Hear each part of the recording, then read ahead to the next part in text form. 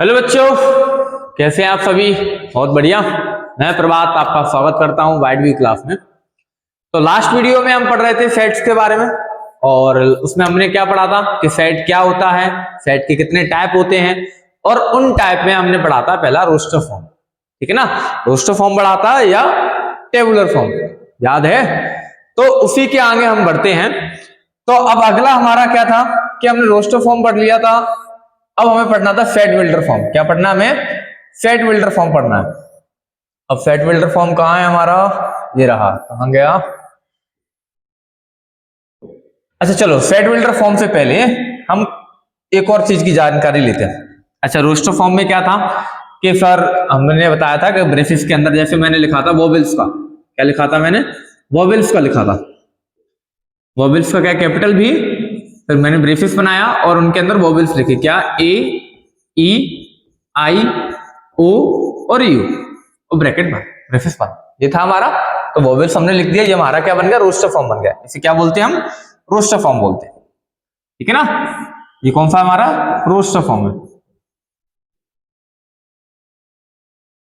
अब एक और चीज इसमें समझो, क्या है इसमें कि जो अंदर वाले नंबर्स जो लिखे हुए हैं इन्हें हम क्या बोलते हैं? एलिमेंट्स बोलते हैं। क्या बोलते हैं? एलिमेंट्स बोल लो, चाहे इन्हें कंपोनेंट्स बोल लो। ठीक है ना, कुछ भी बोल सकते हैं, या इन्हें मेंबर्स बोल लो।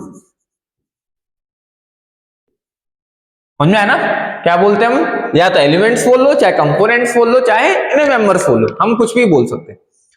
अब इसमें हम एक चीज बोल सकते हैं, एक साइन समझो। एक साइन होता है, ये वाला साइन। ये साइन देखा होगा आपने, ठीक है? ये साइन देखा आपने? ये साइन का मतलब होता है एफ साइलेंट। इस साइन को बोलते हैं हम एफ साइलेंट बोलते हैं। क्या बोलते हैं? एफ साइलेंट बोलते हैं। इसका नाम क्या है? एफ साइलेंट नाम है। और इसका मतलब क्या होता है? इसका मतलब होता है बिलोंग्स टू। बिलोंग्स टू, इसका मतलब क्या होता है? बिलोंग्स टू होता है। अब बिलोंग्स टू का मतलब कैसे सर? इसका मतलब क्या है? बिलोंग्स टू क्या होता है? एप्सिलॉन का यूज हम क्यों करते हैं, ये सब चीज बताते। देखो, जैसे हमने बनाया कि एक बना लो, मैंने बनाया, चलो उसका बनाया, नेचुरल नंबर का बनाया। मैंने लिखा नेचुरल नंबर। ठीक है, नेचुरल नंबर का मैंने बनाया। नेचुरल नंबर का एन लिया, ब्रेसिस लिया, 1 2 3 4 5 और डॉट डॉट डॉट और ब्रेसिस। ठीक है, हो गया। अब हम ऐसा बोल सकते हैं इसके अंदर कि मैंने लिखा सर 2 बिलोंग्स टू एन। क्या लिखा मैंने? कि 2 बिलोंग्स टू एन। एप्सिलॉन का साइन लगा, लेकिन एप्सिलॉन कभी बोलते नहीं उसको, एप्सिलॉन नहीं बोलते इसको, बोलते क्या है? Belongs to. मैंने अभी बताया आपको उसको क्या बोलते हैं? बिलोंग्स टू बोलते। तो हम लिख सकते हैं यहां पर कि 2 बिलोंग्स टू एन। अब एन क्या है? हमारा सेट है, और सेट के अंदर क्या है? हमारे 1 से लेके इनफाइनाइट नंबर है। और क्या 2 इसके अंदर है? यहां सर इसके अंदर है। तो इसका मतलब क्या हुआ कि 2 बिलोंग्स टू एन, यानी 2 एन सेट के अंदर है, यानी इस 2 क्या है? एन सेट का मेंबर है। ठीक है, या 2 क्या है? एन सेट का कंपोनेंट्स है। मैंने अभी बताया आपको कि हम इन्हें क्या बोलते हैं? कंपोनेंट्स भी बोल सकते हैं, एलिमेंट भी बोल सकते हैं, मेंबर्स भी बोल सकते हैं, जो आप चाहो कुछ भी बोल सकते हैं। ठीक है ना। अब जैसे मैंने कहा कि सर इसमें बताइए सर 50, क्या 50 बिलोंग्स टू एन है? कि बिल्कुल है सर, 50 बिलोंग्स टू बिल्कुल एन है, क्योंकि नेचुरल नंबर है। नेचुरल नंबर तो कहीं पे भी हो सकते हैं। सर ये भी सही है। ठीक है, अब मैंने लिखा कि सर -4 बिलोंग्स टू एन है क्या? बताओ, -4 बिलोंग्स टू एन है क्या? सर 4 तो है, लेकिन -4 नहीं है। तो -4 इस नेचुरल नंबर के नहीं अंदर नहीं आता। तो सर ये क्या है हमारा? ये गलत है सर, ये हमारा गलत है। समझ में आया ना?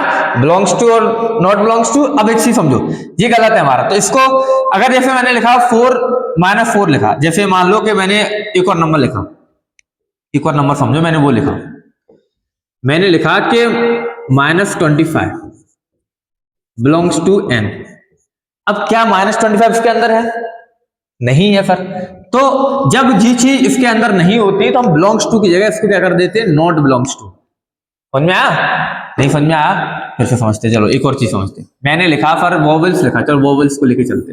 वोवेल्स लिखा मैंने फॉर ए, ई, आई, ओ और यू, मैंने वोवेल्स को लिखा, ठीक है। वोवेल्स को लिखा फॉर, मैंने लिखा कि for A belongs to V है, बिल्कुल सही है sir, A belongs to V है, यानी ए इस सेट का मेंबर है, वी सेट का मेंबर है, सही है sir. E belongs to V, सही है सर, ई वी सेट का मेंबर है, ठीक है। मैंने लिखा सर के बिलोंग्स टू वी, क्या के बिलोंग्स टू वी है? नहीं है सर, तो नहीं है मतलब क्या होगा कि हम इसे इस तरीके से साइन बना लेते हैं और ये होता है नॉट बिलोंग्स टू, यानी मैं लिख सकता हूं K does not belongs to V, यानी इसका मतलब क्या होगा, इस पूरे सेट का मतलब क्या हुआ कि K does not belongs to V, यानी कि वी सेट के अंदर के मेंबर नहीं है, यानी वी सेट के अंदर कौन नहीं है? के नहीं है। समझ में आया ना? जैसे एक और देखो, मैंने लिखा सर कि P बिलोंग्स टू N, क्या लिखा मैंने? P belongs to V, P लिखना ना मैं कि P बिलोंग्स टू V, क्या सर P इसके अंदर है क्या? नहीं है सर, तो ये गलत हो, यानी ये डज नॉट। समझ में आया ना? बिलोंग्स टू और नॉट बिलोंग्स टू समझ में आया? बिलोंग्स टू किसे बोलते हैं कि जब उस सेट के अंदर वो एलिमेंट है तो बिलोंग्स टू हो गया, और जब वो एलिमेंट उस सेट के अंदर नहीं है तो वो नॉट बिलोंग्स टू। यानी कि मैं बोल सकता हूं कि इस सेट के लिए भी सेट के लिए इसके अंदर जो जो चीज है वो सारी चीज इसके लिए क्या है? बिलोंग्स टू है, लेकिन इसके अलावा जो भी कुछ है वो सब क्या है? इसका डज नॉट बिलोंग्स टू। कुछ भी हो, चाहे ए बी सी डी कुछ भी ले लो, जो भी चीज है तो वो सब चीज इसके लिए क्या है? डज नॉट बिलोंग्स टू है। समझ में आया ना? अब आगे देखते हैं, अब आगे क्या है हमारा अगला? Set builder form. अभी तक हमने पढ़ लिया था, रोस्टर फॉर्म पढ़ा था हमने, अब दूसरा पार्ट क्या हमारा? सेट बिल्डर फॉर्म है। सेट बिल्डर फॉर्म में क्या है हमारा? इसके डेफिनेशन देखते हैं कि in set builder form all the elements of a set possess a single common property which is not possessed by any element outside the set। इसका मतलब ये है कि सेट बिल्डर फॉर्म आपका एक ऐसा सेट है कि जो रोस्टर फॉर्म, देखो सेट बिल्डर फॉर्म और रोस्टर फॉर्म एक दूसरे, पहले समझो सेट बिल्डर फॉर्म और रोस्टर फॉर्म दोनों एक दूसरे के विपरीत है। कैसे समझो? जैसे रोस्टर फॉर्म है वो सीधा साधा है, बिल्कुल सीधा साधा, बेचारा सीधा साधा, उसको सर जैसा आप बताते हो वैसा लिख लेता है, सिंपल है, सीधा साधा, उसको कुछ नहीं करना, ठीक है ना। लेकिन सेट बिल्डर फॉर्म जो है सर वो चतुर है, वो क्या है? कभी भी सीधी बात नहीं करता, वो पहेलियों में बात करता है, वो हमेशा घुमा फिरा के बात करता है, उसको कभी वो डायरेक्ट बात नहीं करेगा। समझ में आया ना? रोस्टर फॉर्म क्या है हमारा? बिल्कुल सीधा साधा, और सेट बिल्डर फॉर्म क्या है हमारा? चतुर, उसको पहेलियों में बात करना पसंद है। समझ में नहीं आया होगा? अभी समझते, देखो मैंने लिखा, अब देखो जैसे मैंने अभी लिखा था सेट बिल्डर रोस्टर फॉर्म लिखा था मैंने, क्या? वोवेल्स का, कि ए, ई, आई, ओ और यू, ये मैंने लिखा, ठीक है ना। अब मुझे इसका क्या लिखना है? इसका सेट बिल्डर फॉर्म लिखना है। अब सेट बिल्डर फॉर्म लिखते कैसे वो चीज समझो। सेट बिल्डर फॉर्म लिखने की कंडीशन समझो क्या होता है कि पहले तो इसके अंदर, यानी जो हमें सेट दिया गया है, जो भी हमें जिसके बारे में कहा गया है, वो सारे मेंबर्स को हम एक्स मानते हैं। क्या मानते हैं हम?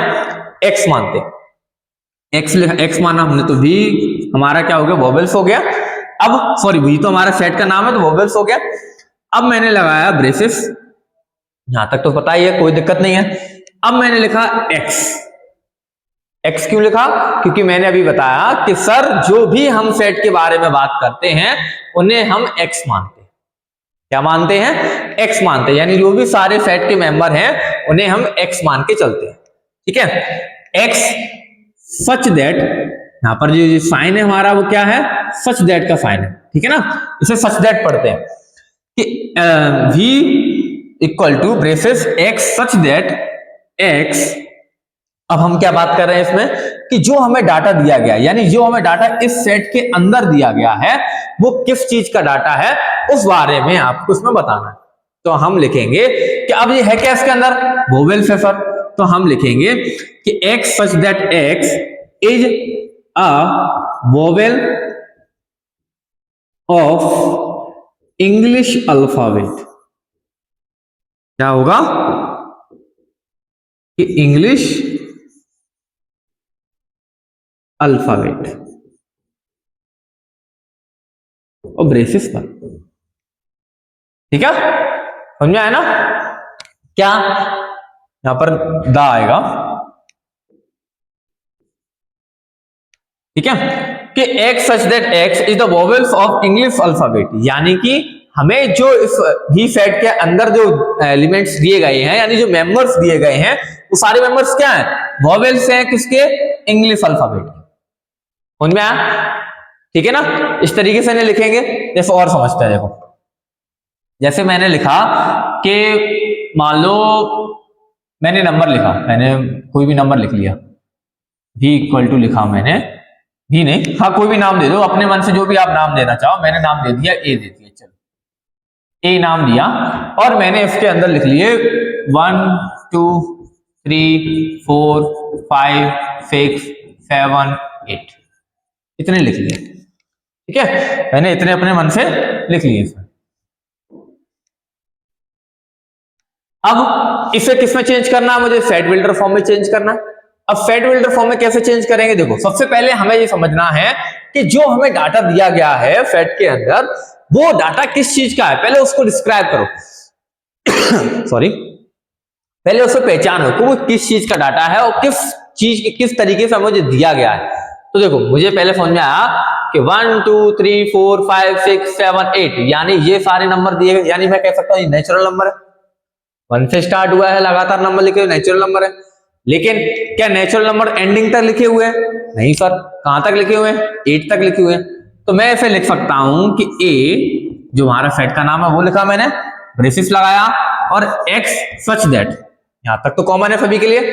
ठीक है, यहां तक तो पता ही है कि ए इक्वल टू ब्रेसिस लगाया, एक्स सच दैट एक्स। अब एक्स क्या हमारा, ये सारे एलिमेंट्स क्या हैं, इनके बारे में बताइए। तो मैं लिखूंगा x is a natural number, is the natural number. अब देखो सर, कि इज द नेचुरल नंबर, यानी ये नेचुरल नंबर तो है, यहां तक तो कोई दिक्कत नहीं है। ठीक है, अब नेचुरल नंबर सर होते कहां तक है? वो तो एंडिंग तक हो गए सर, वो तो इनफाइनाइट तक जाएंगे। लेकिन हमारे यहां पर तो हमें सर 8 तक दिया गया ना, यही है ना? देखो, स्टार्टिंग तो मैंने देख लिया सर कि स्टार्टिंग तो 1 से हो रही है, वो नेचुरल नंबर हो गए, मैंने देख लिया वो नेचुरल नंबर है। लेकिन सर जैसे ही मैंने यहां पर लिखा है कि x such that x is the natural number, और इसका मतलब क्या हुआ कि x जो है वो नेचुरल नंबर है, और नेचुरल नंबर सर कहां तक होते हैं? वो इनफाइनाइट तक होते हैं। लेकिन यहां पर तो सर 8 तक दी है ना, तो हमें वो भी कंडीशन लिखनी है कि x such that x is the natural number and x is less than 9। समझ में आया? क्या लिखा मैंने कि x such that x is a natural number and x is less than 9। इसका मतलब क्या हुआ कि सर x जो है वो नेचुरल नंबर तो है, लेकिन लिखे कहां तक गए हैं सर? 9 तक लिखे गए, सॉरी 9 से कम तक, लेस देन 9 तक लिखा गया, मतलब 8 तक लिखा गया। लेस देन 9 लिखा है यानी 8 तक लिखा गया। समझ में आया? देखो, ये लैंग्वेज में लिखना होता है। देखो समझो, हमें क्या है, मैंने बताया कि अभी जो हमारा रोस्टर फॉर्म है वो बहुत सीधा साधा है, उसको सीधा सिंपल साथ पसंद है सर, कि जो आप बोलोगे वही करना, उसको कोई अलग से कुछ नहीं करना। लेकिन हमारा जो फैट बिल्डर फॉर्म है वो अपने मन से पहेलियां बनाएगा, उसका काम है पहेलियां बनाना, वो आपको कभी भी सीधा साधा कुछ नहीं देगा। अभी आपने को ऐसा लिखा है, इसको कुछ भी तरीके से लिख सकते हैं। देखो, एक और तरीके से लिख सकते हैं इसको। देखो, मैंने लिखा ए सच, ब्रेसिस लगाया, एक्स सच दैट एक्स, यहां तक तो लिखना ही है मुझे, ये सबको पता है, यहां तक तो कॉमन है। ठीक है ना? अब मैंने अभी आपको एक साइन बताया, कौन सा? एप्सिलॉन का। इसका मतलब क्या होता है सर? कि बिलोंग्स टू, यानी इसका मतलब होगा कि ये एलिमेंट उस सेट के अंदर पाए जाएंगे। तो मैंने लिखा एक्स क्या हमारा एलिमेंट है, मैंने बिलोंग्स टू को साइन लगाया। अब याद होगा आपको, पिछली क्लास में मैंने आपको बताया था कि एन, यानी एन से हम क्या डिनोट करते हैं? कैपिटल एन से किसको डिनोट करते हैं? नेचुरल नंबर को सर डिनोट करते हैं। तो n हमारा नेचुरल नंबर हो गया, तो मैंने लिखा कि x such that x belongs to n। इसका मतलब क्या हो गया कि x बिलोंग्स टू n है, यानी x जो है वो क्या है, नेचुरल नंबर है सर। हो गया सर, सही बात है, x हमारे जो वो नेचुरल नंबर है, लेकिन फिर वही बात आ गई सर कि नेचुरल नंबर तो इनफाइनाइट तक होते हैं, मुझे इसमें क्या तक चाहिए, केवल 8 तक। तो यहां तक तो लिख लिया, ये हो गया। अब लिखेंगे एंड, क्या लिखेंगे हम, एंड x लेस देन 9 और ब्रेसेस में लेस देन का साइन लगा दिया।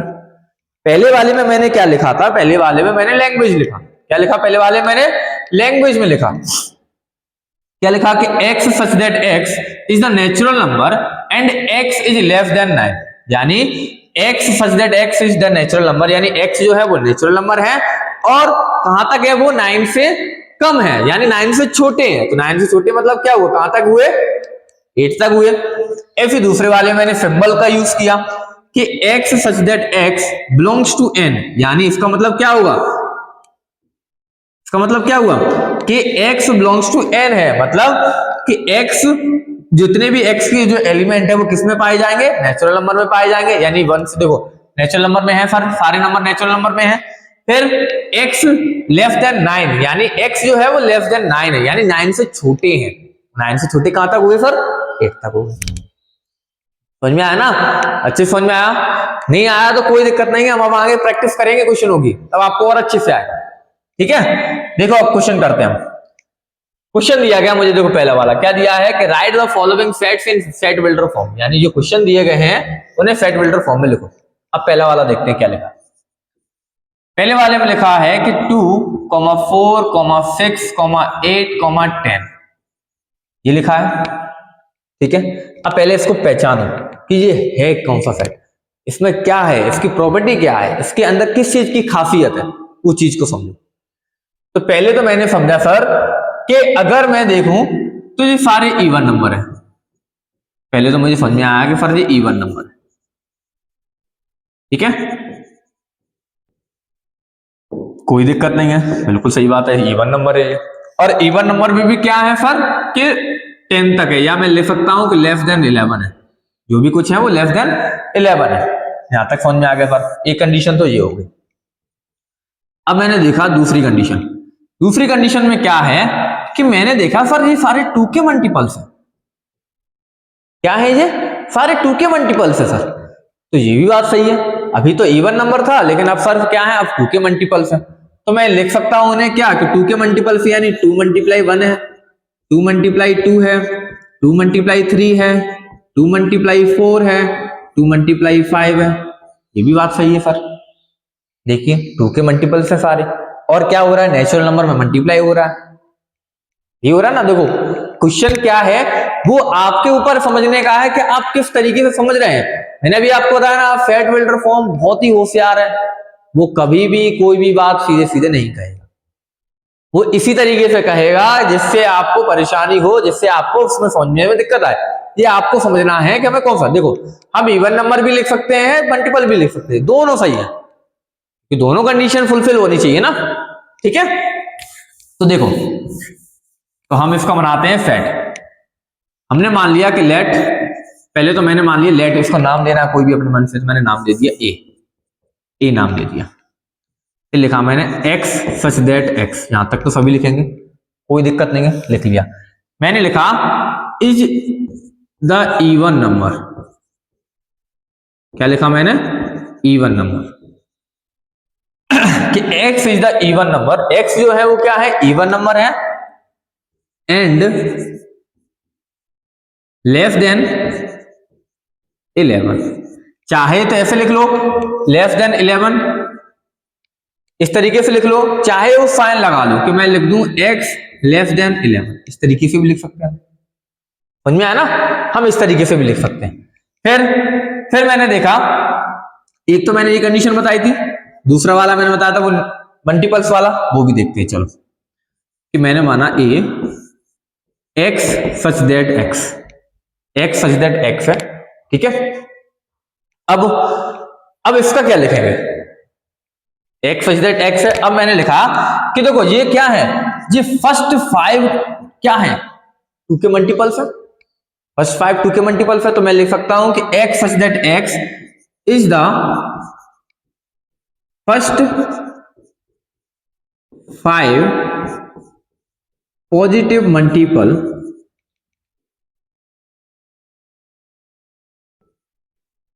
ऑफ 2। देखो लिखा मैंने यही कि x such that x is the first 5, यानी पहले स्टार्टिंग के फर्स्ट 5 पॉजिटिव मल्टीपल ऑफ 2, या पॉजिटिव हटाना चाहो पॉजिटिव हटा दो, क्योंकि फर्स्ट ही 5 लिखा है तो पॉजिटिव की जरूरत ही नहीं है, ये हटा दो। ठीक है, तो क्या लिख देंगे हम कि फर्स्ट 5, ये तो यहां पे आ जाओ,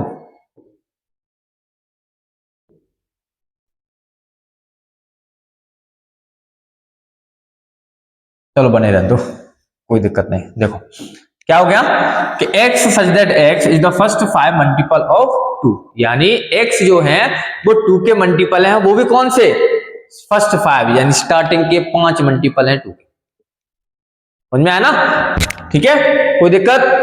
अब दूसरा वाला देखते हैं, हमारा बी वाला क्या कह रहा है हमसे। देखो बी वाला हम चलो अगली स्लाइड में ले रहे हैं।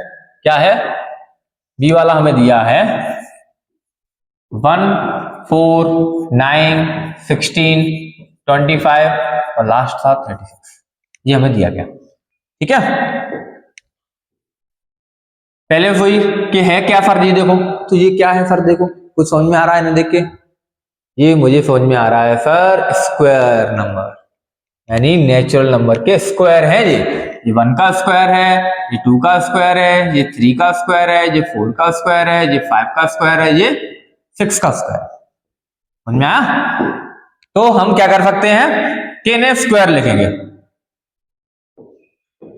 क्या है ये, स्क्वायर है सर। तो ठीक है, कोई दिक्कत नहीं है, हमने पहले सेट मान लिया कि मैंने माना सेट ए मानना चाहो बी मानना चाहो, आप जो मानना चाहो, अपने मन के ऊपर है कि जिसको नाम देना चाहो। मैंने दे दिया कि x सच दैट x फिर is the square of natural number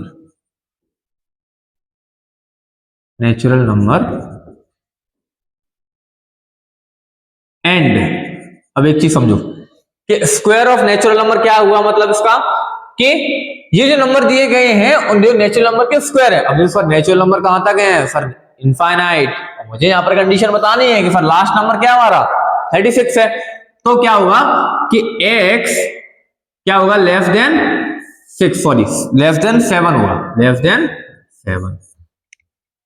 समझ में आया? लेस देन 7 क्यों लिखा सर आपने? तो देखो 1 का स्क्वायर, 2 का स्क्वायर, 3 का स्क्वायर, 4 का स्क्वायर, 5 का स्क्वायर, 6 का स्क्वायर। ठीक है, अब क्या है 6 का स्क्वायर मतलब क्या हुआ सर कि यहां पर 6 तक के स्क्वायर लिखे, तो मैंने लिखा क्या है, x is the square of natural number. x क्या है, स्क्वायर है किनका, नेचुरल नंबर का। x जो दिए गए वो क्या है, स्क्वायर है नेचुरल नंबर का। या फिर मैं ऐसे लिख सकता हूं कि यहां पर ऐसे मत ऐसा न लिखना चाहो तो ऐसे भी लिख सकता हूं। देखो इसको एक और दूसरे तरीके से लिखते हैं, ये थोड़ा लेंथी हो रहा है, सिंपल तरीके से लिखते हैं। मैंने लिखा कि x such that x equal to n square,